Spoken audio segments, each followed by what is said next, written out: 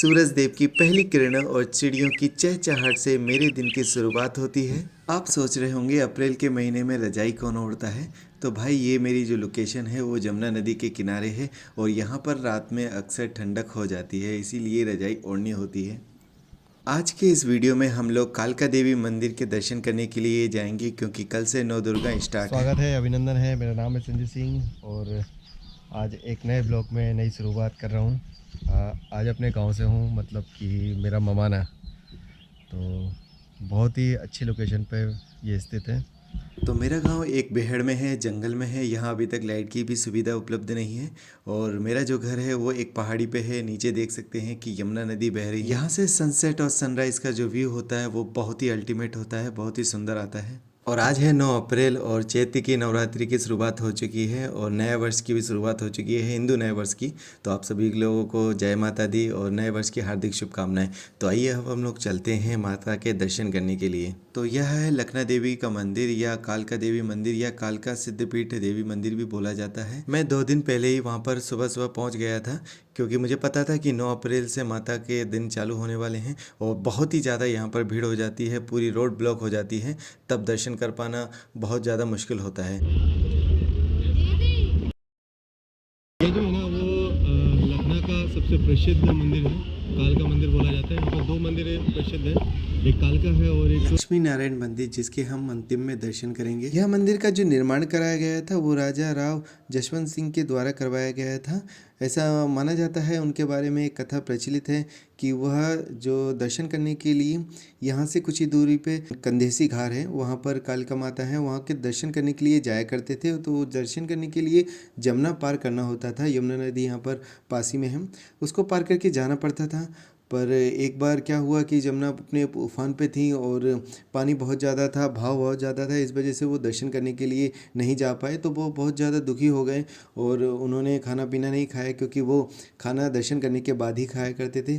तब माता उनके सपनों में आती हैं और बोलती हैं कि अब मैं लखनऊ में आ चुकी हूँ, आप मेरे दर्शन या मेरी पूजा लखनऊ में कर सकते हैं। तब वो राजा ने यहाँ पर मंदिर का निर्माण करवाया था।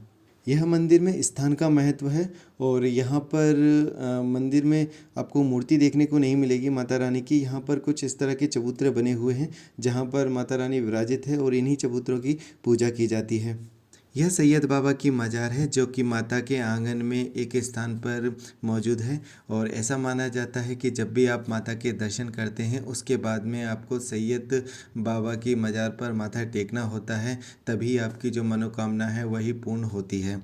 तो यह एक उदाहरण है हिंदू और मुस्लिम की एकता का। और जहाँ आंगन बना हुआ है यहाँ पर पूरा आंगन कच्चा बनाया गया है, क्योंकि जब निर्माण हुआ था तब उनको ऐसी अनुभूति हुई थी, उनको ऐसा मार्गदर्शन हुआ था कि इस चबूतरे को कच्चा ही रखना है जिससे इसका शुद्धिकरण हो सके, इसमें गाय के गोबर से लिपाई हो सके। तो इस वजह से आंगन को कच्चा रखा गया है। पूरे मंदिर में जो मुख्य दर्शन है वो इन्हीं माता के दर्शन होते हैं। यही चबूतरा है जहाँ पर दर्शन किए जाते हैं और पूजा की जाती है। मंदिर परिसर में ही 3 कमरे भी बने हुए हैं जिसमें माता रानी विश्राम करती हैं। ऐसा माना जाता है कि वो वहाँ पर सोती हैं, इसी वजह से इनके जो दरवाजे हैं वो हमेशा बंद रहते हैं। सिर्फ 9 दुर्गाओं के समय ही दरवाजे खोले जाते हैं, वो भी सिर्फ जोत जलाने के लिए।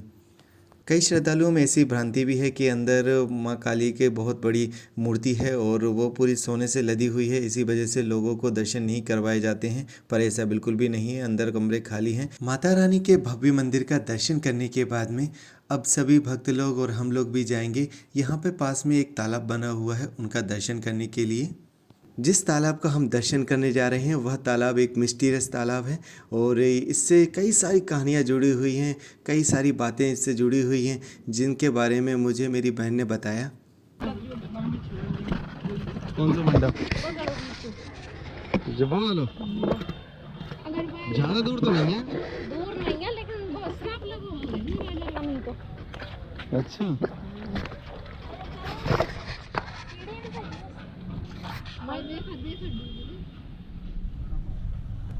तो देखा थी देखा तुमने? पूजा होना ही दिया उसे। खूब लोगों के मत जा बोलो नहीं हम छुई के आई देखे क्या संडूगा और छुई नहीं पाओ नहीं खूब रोको सब ने दिया पूजा होना। मंडी हम सब्जी लेना है, पूजा मंडी लगी हुई। तो या फिर कुछ मिस्ट्री है जाके पीछे? तो ऐतिहासिक मंदिर है। हम लोग अपनी गांव की बोली में बात कर रहे थे, इसीलिए शायद आपको समझ में ना आई हो, तो मैं आपको उसके जो कहानी है पीछे की वो बता देता हूँ। ऐसा बताते हैं कि यहाँ बीच में तालाब में एक मंडप गड़ा हुआ है, और अगर कोई भी व्यक्ति ये शर्त लगा के जाता है कि मैं उस मंडप को छू कर आऊँगा, उस लट्ठे को छू कर आऊँगा, तो वह कभी छू नहीं पाता है और बीच में ही उसकी मौत हो जाती है। मुझे नहीं पता इस बात में कितनी सच्चाई है, पर इसी वजह से लोग यहाँ स्नान नहीं करते हैं, और कहीं ना कहीं उनमें इस बात का डर रहता है, क्योंकि यह एक पवित्र स्थान है, इसीलिए मैं इसका आचरण कर लेता हूँ। और इस तालाब पर जो छोटे बच्चे होते हैं उनका मुंडन भी किया जाता है, और नवदुर्गाओं पर यहाँ पर काफ़ी ज़्यादा भीड़ हो जाती है, और लोग बाग बच्चों को लेकर आते हैं, मुंडन करवाते हैं, इसी जल में स्नान भी करवाते हैं। यह तालाब करीबन 150 वर्ष पुराना है, और इसको जो बनाया था वो राजा जशवंत राव ने बनवाया था। जब उन्होंने कालका मंदिर को बनवाया था उसी समय इसको बनाने की शुरुआत हो गई थी, और यह लगभग 1850 में स्टार्ट हुआ था या नींव रखी गई थी। इसका सही आकलन नहीं पता है, कहीं पर भी सही प्रमाण नहीं है, कहीं पर 1858 भी बोला जाता है, पर ये उसी समय काल में बनवाया गया था। यहाँ पे दर्शन करने के बाद में अब हम लोग चलते हैं जो लखनऊ का दूसरा मंदिर है। एक बात और मैं आपको बता दूं, मैं लखनऊ बोल रहा हूँ, लखनऊ नहीं बोल रहा हूँ, आप कंफ्यूज मत हो जाना कि लखनऊ अलग है और लखनऊ अलग है। तो ये लखनऊ जो है वो इटावा में पड़ता है, और अभी हम लोग शेयर कर रहे हैं, अभी हम जो दर्शनों कर रहे हैं वो लखनऊ के कर रहे हैं, लखनऊ मंदिरों के। तो यहाँ थोड़ा सा कन्फ्यूजन हो जाता है लोगों को। लखनऊ का जो सबसे प्रसिद्ध दूसरा मंदिर है वो ये मंदिर है, जिसे लक्ष्मी नारायण मंदिर के नाम से जाना जाता है, और यह कालका मंदिर से बहुत ज़्यादा दूर नहीं है, आप पैदल ही यहाँ पर आ सकते हैं। मुश्किल से 200 या 300 मीटर की दूरी पर यह बना हुआ है। पर यहाँ आने से पहले टाइमिंग का ज़रूर ध्यान रख लें, क्योंकि यह दोपहर में बंद हो जाता है और फिर शायद 3:30 या 4 बजे खुलता है। तो हम लोग यहाँ पर दोपहर को आए थे करीबन 12:30 या 1 बजे के लगभग। तब हम सिर्फ मंदिर परिसर में ही दर्शन कर पाए थे, जैसे कि ये हमारे कृष्णा जी का झूला है जिसमें कृष्णा जी झूला करते हैं, और मंदिर के जो पट थे वो बंद हो चुके थे। हमारा सौभाग्य नहीं था दर्शन करने का, पर हाँ मेरी सिस्टर के पास में मोबाइल में फ़ोटो थी तो उनका मैंने दर्शन कर लिया था। पर मैं हमेशा जिस भी जगह जाता हूँ तो मैं जगह का अधिक महत्व देता हूँ। दर्शनों का ऑफकोर्स महत्व होता है, पर मुझे यहाँ पर उनके कक्ष में आकर, उनके भवन में आकर उनके दर्शन मिल गए हैं मोबाइल में, तो मुझे थोड़ी सी संतुष्टि हो चुकी है। और अब हम लोग यहाँ के दर्शन कर लेते हैं अच्छे से मंदिर परिसर। लक्ष्मी नारायण मंदिर के बारे में बहुत ज़्यादा इन्फॉर्मेशन इंटरनेट पर उपलब्ध नहीं थी, इसीलिए मैं इसके इतिहास के बारे में बहुत ज़्यादा श्योर नहीं हूँ। हाँ, पर यहाँ पर जो प्रथा है, यहाँ पर लोगों में जो मान्यता है उसके बारे में मैं आपको बता देता हूँ। यहाँ पर ये मंदिर परिसर जो आप देख रहे हैं बड़ा सा, यहाँ पर स्थानीय लोग इकट्ठा होते हैं। क्यों?